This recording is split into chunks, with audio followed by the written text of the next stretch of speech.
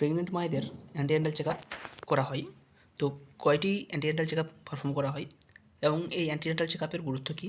First যে antenatal check up করা হয় সেখানে কী কী ডায়াগনোসিস করা হয় বা কী কী অ্যাডভাইস দেওয়া হয় এবং অ্যান্টিনাটাল চেক আপের যে পিরিয়ড রয়েছে, যে 4টি অ্যান্টিনাটাল চেক আপ রয়েছে, কোনটি কোন সময় করা হয় সে রিলেটেড অনেক কোশ্চেন রয়েছে।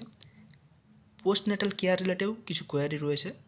বাচ্চার কী কী অ্যাসেসমেন্ট করা হয়, মায়ের কী কী অ্যাসেসমেন্ট করা হয় সেই রিলেটেড একদম পুঙ্খানুপুঙ্খ কয়েকটা ডিটেলস অ্যান্সার আমরা জানতে দেওয়ার চেষ্টা করছি। তো এখানে প্রথমে বলা হয়েছে antenatal check up.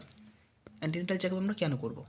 Registration and antenatal check up during প্রেগনেন্সির সময় রেজিস্ট্রেশন এবং অ্যান্টিনাটাল চেক আপ করা হচ্ছে necessary for wellbeing of pregnant women and foetus, যাতে মা এবং বাচ্চার ওয়েলবিং অর্থাৎ মা এবং বাচ্চা কতটা সুস্থ রয়েছে সেটা জানতে পারি। হেল্প ইন আইডেন্টিফাই কমপ্লিকেশান, যদি কোনো কমপ্লিকেশান থেকে থাকে সেটা আমরা আইডেন্টিফাই করতে পারি এবং তার টাইম নিয়ে আমরা ম্যানেজমেন্ট করতে পারি। Ensure health outcome for the mother and baby, মা এবং বাচ্চার একটা হেলদি আউটকাম আমরা দিতে পারি, অর্থাৎ সুস্থভাবে ডেলিভারি হলো, সুস্থভাবে তারা জীবনযাপন যাতে করতে পারে তার জন্য অ্যান্টিনাটাল চেক আপটা করা হয়। নেক্সট এখানে বলা হয়েছে preferred time for antenatal check up, কোন সময় অ্যান্টিনাটাল চেক আপ করা হয়। ফার্স্ট অ্যান্টিনাটাল চেক আপ অবশ্যই করতে হবে 12 উইক্সের মধ্যে। সেকেন্ড অ্যান্টিনাটাল চেক আপ করতে হবে 14 থেকে 26 উইক্সের মধ্যে। থার্ড অ্যান্টিনাটাল চেক আপ হবে 28 থেকে 34 উইক্সের মধ্যে এবং ফোর্থ অ্যান্টিনাটাল চেক আপ হবে বিটুইন 36 অ্যান্ড টার্ম। তো এই 4টি অ্যান্টিনাটাল চেক আপের যে টাইমিং এটা এখানে উল্লেখ রয়েছে।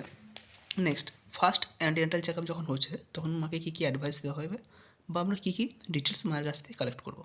তো ফার্স্ট ভিজিটে আমাদেরকে হিস্ট্রি নিতে হবে, প্রিভিয়াস যে কোনো সিজারিয়ান সেকশন ছিল নাকি, ব্লিডিং পার ভাইজানাল এপিএইচ বা পিপিএইচ হয়েছিল কি না, হাইপার টেনশন বা এক্লামসিয়া বা প্রি এক্লামসিয়া বা কোনো কনভালশন ছিল কি না, মা অ্যানিমিক ছিলেন কি না, মায়ের কোনো প্রিভিয়াস হিস্ট্রি অফ টিবি রয়েছে কি না, বা মা যখন প্রেগনেন্ট হচ্ছে তখন কোনো টিবি রিলেটেড ড্রাগ ইনটেক করছে কি না।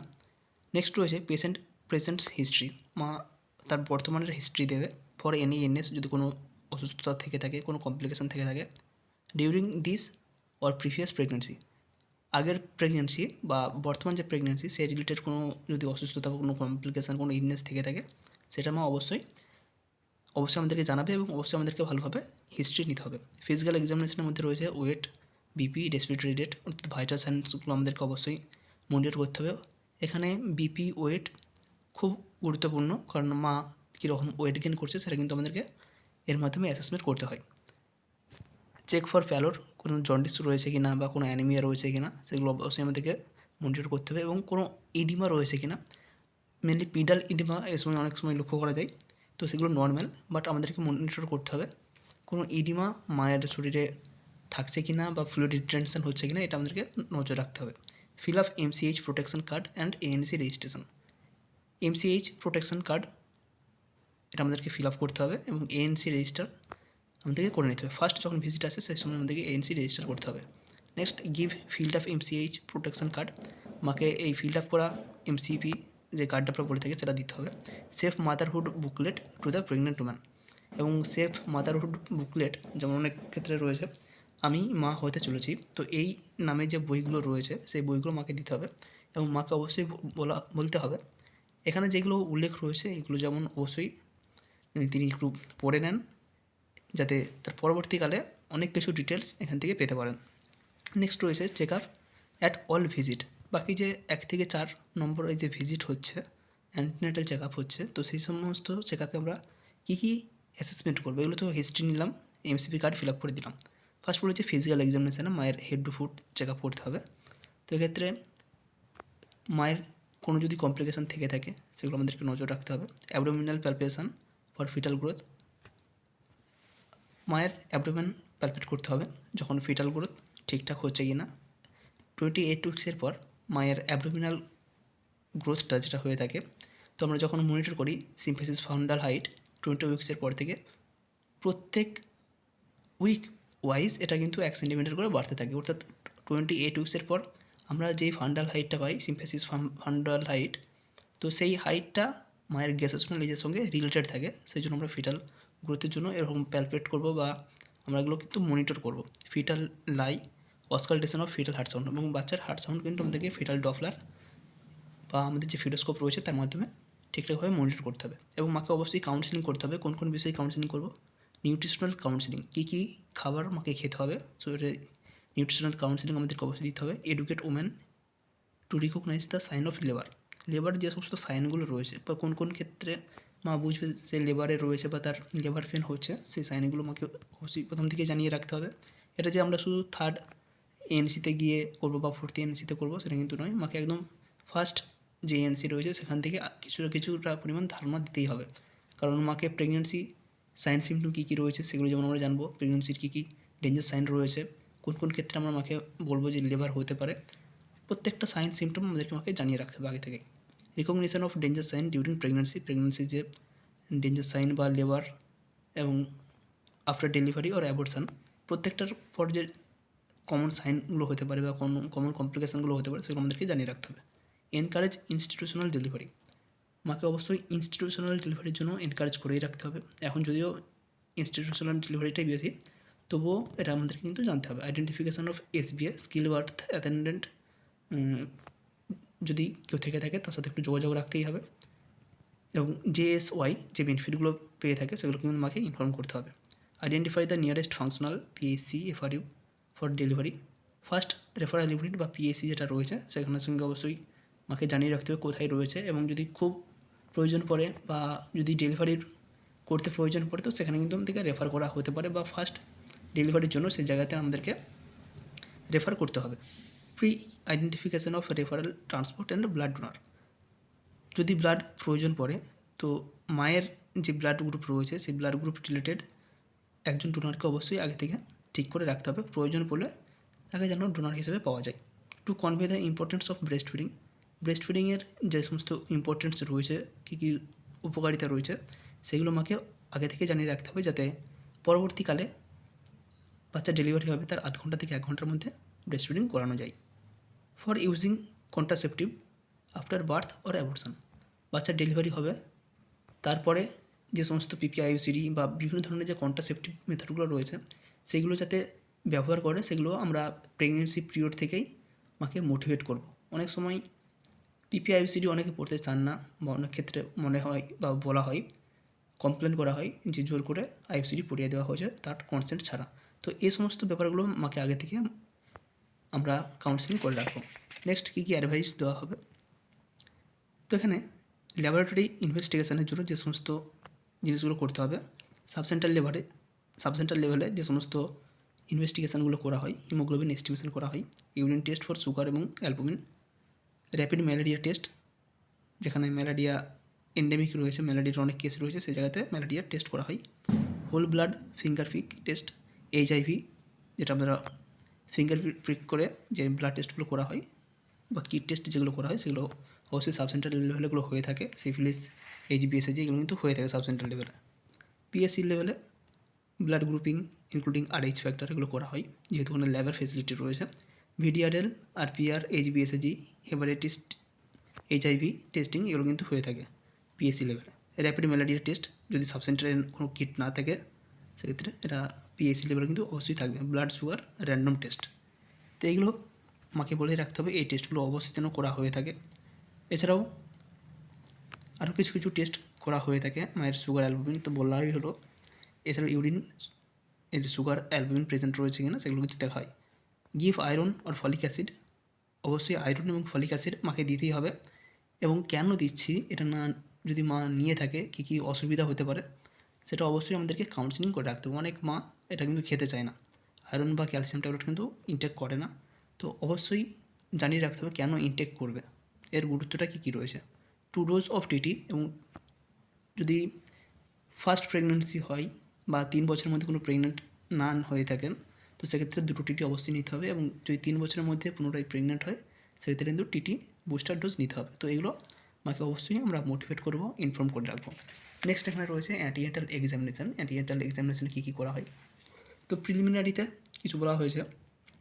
যখন আমরা অ্যান্টিনেটাল চেক আপ করবো, ফার্স্ট রেসপেক্ট ওমেন্স রাইট, অবশ্যই মায়ের রাইট থাকবে সে অ্যান্টিনেটাল চেক আপ করবেন, আমাদের কাছ থেকে নেবেন কি নেবেন না।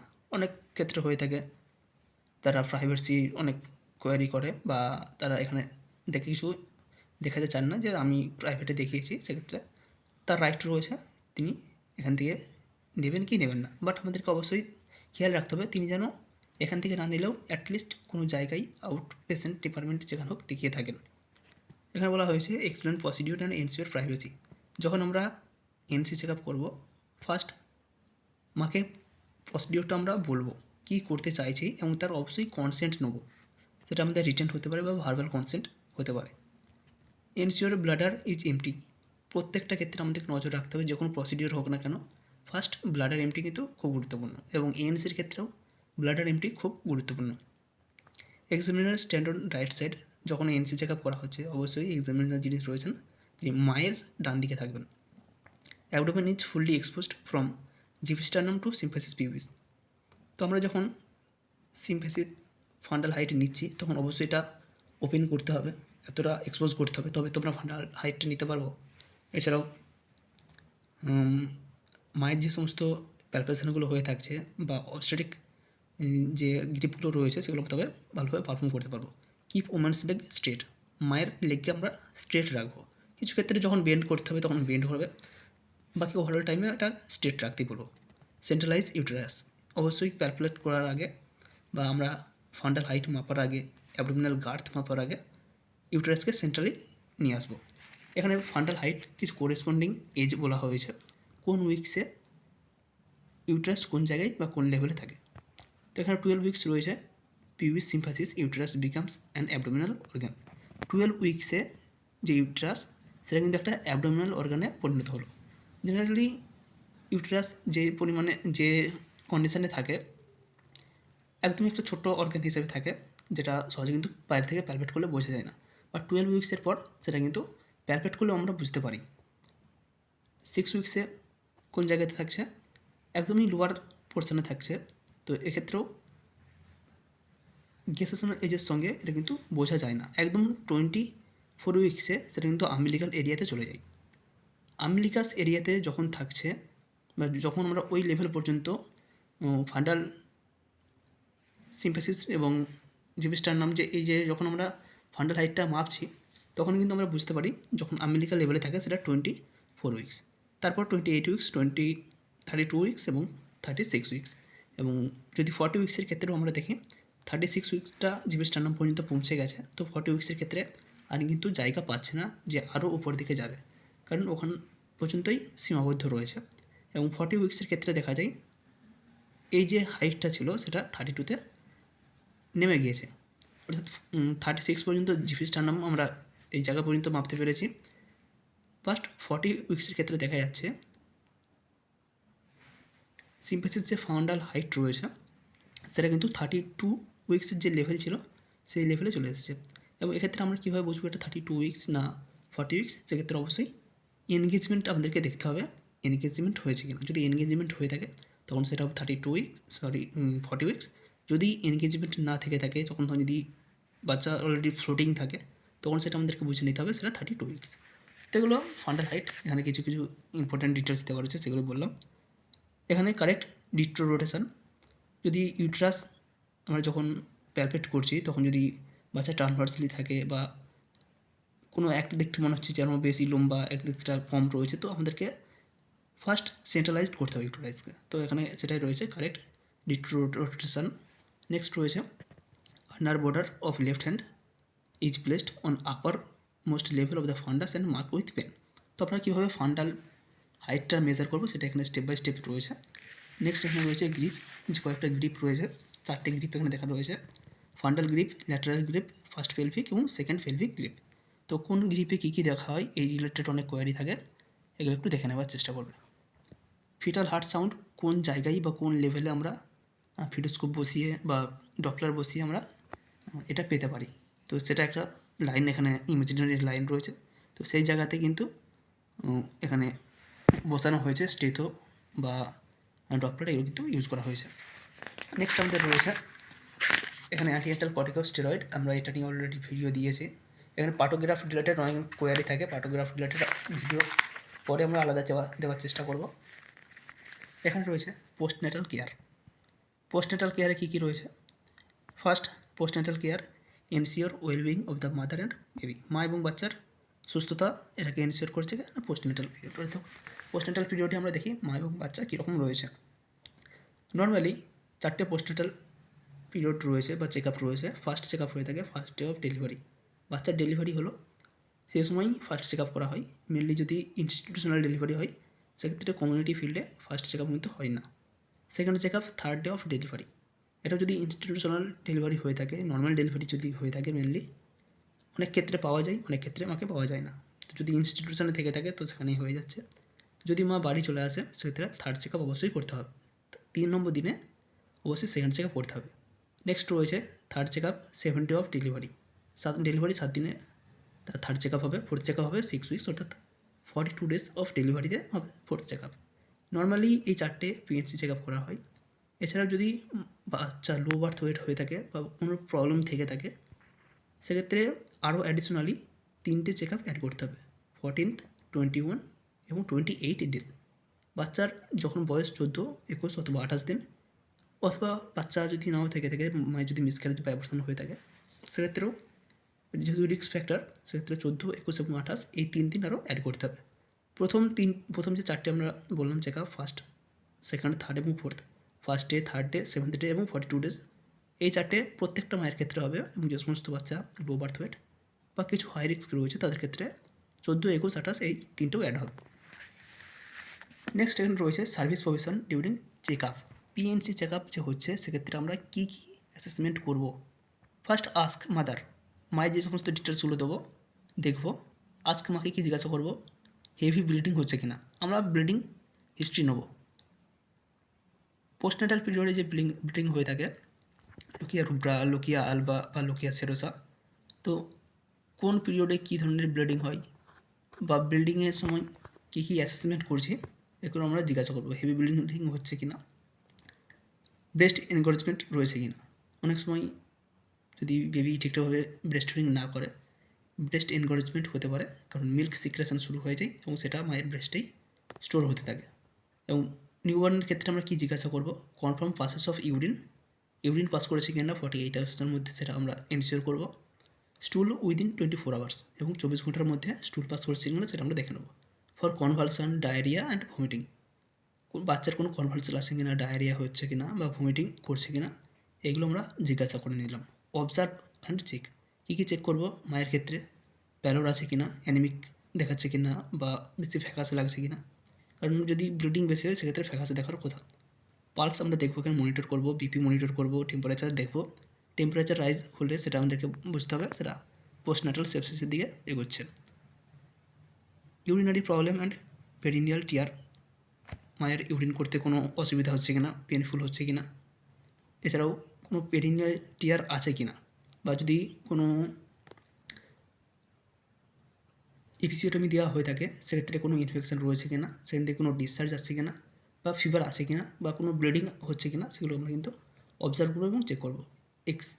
এক্সেসিভ ব্লিডিং, পিপিএইচ হচ্ছে কিনা, এটা কিন্তু খুব ইম্পর্টেন্ট। পিপিএইচ অনেকের হয়ে থাকে, তো কোনো এক্সেসিভ ব্লিডিং হচ্ছে কিনা বা ফিভার আসছে কিনা, মায়ের পেন হচ্ছে কিনা, এগুলো কিন্তু খুব ইম্পর্টেন্ট। এগুলো অবজার্ভ করতে হবে, চেক করতে হবে। ফাউল স্মেলিং অফ ডিসচার্জ, কোনো ফাউল স্মেল আসছে কিনা সেগুলো মায়ের কাছ থেকে অবজার্ভ করতে হবে, চেক করতে হবে। বাচ্চার ক্ষেত্রে অ্যাক্টিভিটি, বাচ্চা অ্যাক্টিভ কিনা, লেথার্জি কিনা, এটা আমাদেরকে অ্যাসেসমেন্ট করতে হবে, দেখতে হবে। কালার, বাচ্চার স্কিন কালার দেখতে হবে, ব্লুইশ না পিঙ্কিশ, সেটা অবশ্যই খেয়াল করতে হবে।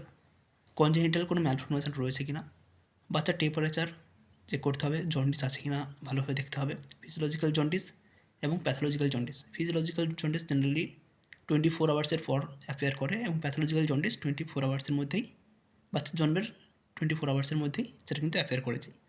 তো এই দুটো জন্ডিসের কিছু কিছু স্পেসিফিক কোশ্চেন রয়েছে, সেগুলো কিন্তু করা হয়। Cord stump and skin for pustules, বাচ্চার যে আমলিকাল কর্ড রয়েছে সেখানে কোনো ইনফেকশন রয়েছে কিনা বা কিছু ওখান থেকে ডিসচার্জ আসছে কিনা সেগুলো আমরা অবজার্ভ করব। ব্রিদিং, চেস্ট ইন ড্রয়িং, বাচ্চার শ্বাসকষ্ট হচ্ছে কিনা বা যখন বাচ্চা শ্বাস নিচ্ছে তখন চেস্ট ইন ড্রয়িং বা ভিতরের দিকে ঢুকে যাচ্ছে কিনা। তো নিউমোনিয়ার যে সমস্ত সাইনগুলো রয়েছে, কোনটাকে আমরা নিউমোনিয়া বলি বা কী কী কন্ডিশান হতে পারে, রেসপিরেটরি রেট কত হলে সেটাকে আমরা নিউমোনিয়া বলবো। একটা 1 বছরের বাচ্চা বা একটা 2 মাসের বাচ্চার রেসপিরেটরি রেট কত হতে পারে, সেগুলো অবশ্যই এখান থেকে কোয়ারি করা হতে পারে। Suckling by the baby during breast feeding, breast ফিডিংয়ের সময় বাচ্চা সাকিং করছে কিনা বা গ্যাগিং কিছু রয়েছে কিনা, এই রেফ্লেক্সগুলো প্রেজেন্ট রয়েছে কিনা সেগুলো আমরা অবজার্ভ করবো এবং চেক করবো। কাউন্সিলিং মাদার ফর, মা যে সমস্ত কাউন্সিলিংগুলো করবো, ডেঞ্জার সাইন অবশ্যই আমরা আগেই বলেছি, এনসির ক্ষেত্রে আমরা কিন্তু বলে দিয়েছিলাম। তখন আমরা লেবারের যে ডেঞ্জার সাইন বা প্রেগনেন্সির ডেঞ্জার সাইনগুলো রয়েছে সেগুলো আমরা বলেছিলাম। তো পিএনসি যে সমস্ত ডেঞ্জার সাইনগুলো হয় সেগুলো আমরা আমাকে ইনফর্ম করবো। Correct position of breast feeding and care of breast and nipple, breast এবং নিপেলের কীভাবে কেয়ার নেবে এবং কারেক্ট যে ব্রেস্ট ফিডিং পজিশান বা ল্যাচিং এগুলো মাকে আমরা অবশ্যই জানিয়ে রাখবো কীভাবে ব্রেস্ট ফিডিং করতে হবে বা ল্যাচিং কী কী রয়েছে, যে পজিশানগুলো রয়েছে সেগুলো আমরা ঠিকঠাকভাবে মাকে ইনফর্ম করবো। Exclusive breast feeding for 6 month, প্রথম 6 মাস এক্সক্লুসিভ ব্রেস্ট ফিডিং করতে হবে। Nutritious diet and calcium rich food মাকে খেতে হবে। Maintaining hygiene and use of sanitary napkin use করতে হবে এবং অবশ্যই হাইজিন মেনটেন করতে হবে। চুজিং কন্ট্রাসেপটিভ মেথড, মা অবশ্যই মাকে ইনফর্ম করতেই হবে এই সময় যেন কন্ট্রাসেপটিভ মেথড ইউজ করে, কারণ কন্ট্রাসেপটিভ মেথড যদি ইউজ না করা হয় সেক্ষেত্রে যদি পুনরায় প্রেগনেন্ট হন সেক্ষেত্রে কিন্তু মায়ের হেলথে যেমন ডিটোরিয়েশন হবে, তেমনি যে বাচ্চাটা হয়েছে তারও হেলথে ডিটোরিয়েশন হবে এবং যে আসতে চলেছে বা যে নতুনভাবে কনসিভ হচ্ছে তারও কিন্তু অনেক হেলথ প্রবলেম হবে। তো এগুলো আমরা কাউন্সেলিং করবো। বাচ্চার ক্ষেত্রে কিপ দ্য বেবি ওয়ার্ম, বাচ্চাকে ওয়ার্ম রাখতে বলা হবে, মোটিভেট করা হবে। No bathing on first day, বাচ্চা যেদিন হলো সেদিন কোনো বাথিং দেওয়া যাবে না। Keep the cord stump clean and dry, যে কর্ড রয়েছে সেটা কোনো কিছু ইমোলিয়েন্ট লাগানো যাবে না, অবশ্যই সেটা ওপেন রাখতে হবে, সেটা যেন অবশ্যই ড্রাই হয়ে যায়। কখনোই সেটাকে আমরা আটকে রাখবো না, জামা কাপড় দিয়ে ঢেকে রাখবো না। Additional check up for the low birth weight baby, যেমন আমরা বললাম 14, 21 এবং 28 দিন, সেই 4টে দিনে লো বার্থ যারা বেবি রয়েছে তাদের অ্যাডিশনাল চেক আপ করতে হবে। On importance of routine immunization, বাচ্চা অবশ্যই যেন রুটিন ইমিউনাইজেশনগুলো নিয়ে থাকে সেক্ষেত্রে আমরা এনশিওর করবো। কী কী আমরা কাজ করতে পারি, অ্যাসেসমেন্ট করতে পারি, হিমোগ্লোবিন এস্টিমেশন আমরা করবো। Give IFA supplementation to the mother for 3 month, PNC check আপের ক্ষেত্রেও কিন্তু বা পোস্টনেটাল পিরিয়ডে মাকে আইএফএ সাপ্লিমেন্টেশন নিতে হবে। জেনারেলি বাচ্চা ডেলিভারি হওয়ার আগে 3 মাসের পর থেকে 9 মাস বা যতদিন না ডেলিভারি হচ্ছে সেক্ষেত্রে 6 মাস খেয়ে থাকে আইএফএ, এবং বাচ্চা ডেলিভারি হওয়ার পরেও আরও 6 মাস আয়রন সাপ্লিমেন্টেশন নিতে হয়। বাচ্চার ক্ষেত্রে give 0 dose of BCG, OPV, hepatitis B অবশ্যই নিতে হবে। Give injection vit K 1 mg IM, এগুলো নিয়েছে কিনা সেগুলো আমরা ইনশিওর করবো এবং এগুলো চেক করে নেবো। এটা হচ্ছে পোস্টনেটাল কেয়ার। এছাড়াও এখানে অ্যান্টিনাটাল ভ্যাজাইনাল ব্লিডিং রিলেটেড কিছু কোয়ারি রয়েছে। কোনো একজন মা প্রেগনেন্ট রয়েছেন, তার এখনও 20 উইকস হয়নি, তো তার আগেই মায়ের হঠাৎ করে ব্লিডিং হচ্ছে। এই কন্ডিশান নিয়ে যদি তারা কোনো হেলথ সেন্টারে আসে বা কারো কাছ থেকে যদি কোয়ারি বা কিছু করে থাকে, তো সেক্ষেত্রে আমরা কী অ্যাসেসমেন্ট করতে পারি, বা যদি হেলথ সেন্টারে আসে বা পিএসসিতেই আসে তার ম্যানেজমেন্ট কী হতে পারে, এই রিলেটেড একটি ফ্লো চার্ট রয়েছে, গাইডলাইন রয়েছে। তো এখানে ব্লিডিংকে মোট 3টে ভাগে ডিভাইড করা হয়েছে। লাইট ব্লিডিং যদি হয়, হেভি ব্লিডিং যদি হয়, অথবা এনি ব্লিডিং, সেক্ষেত্রে আমরা কী করবো। যদি লাইট ব্লিডিং হয় সেটা তাকে আবার 3টে ভাগে ভাগ করা হয়েছে। ব্লিডিংয়ের ক্ষেত্রে আমরা দেখবো পেন রয়েছে কি না, সেটা যদি মাইল্ড পেন হয়, ফার্স্ট এখানে রয়েছে মাইল্ড পেন, মাঝেরটা রয়েছে মাইল্ড পেন এবং শেষেরটা রয়েছে সিভিয়ার পেন। তো প্রথম রয়েছে mild pain with history of expulsion of product, তো যেটা কনসিভ করেছিল সেই কনসিভ যেটা হয়েছিল সেটা যদি না বের হয়, মায়ের পেন হচ্ছে, ব্লিডিং হালকা হচ্ছে, বাট কোনো হিস্ট্রি মা বলতে পারছে না, মা এটাও বলতে পারছে না যে কোনো কিছু তার ইউটেরাস থেকে ভ্যাজানার থ্রু দিয়ে বাইরে বেরিয়েছে।